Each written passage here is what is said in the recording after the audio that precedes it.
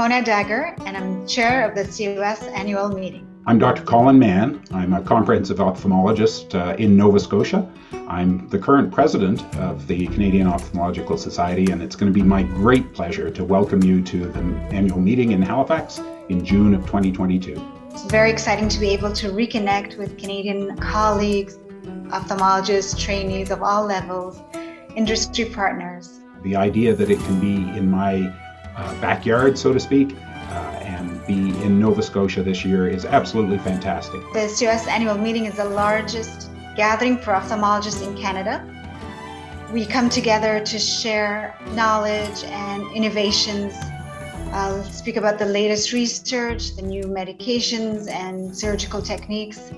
The annual meeting planning committee and the chairs of the sessions have done an incredible job of bringing together great scientific minds. And we are happy to be hosting 15 very well-renowned keynote speakers from across the globe.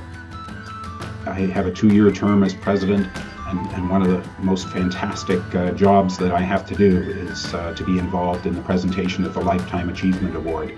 This year's recipient of the Lifetime Achievement Award has been announced, and it's Dr. Bill Dixon.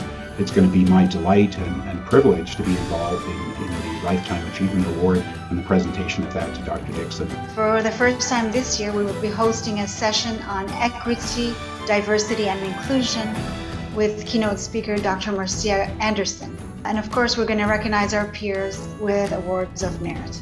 And that's the magic. I think it's going to be an incredibly great location for people to come back together after a couple of years of not being able to do so. Take a few extra days, explore the province. You won't regret it. Bring your family with you.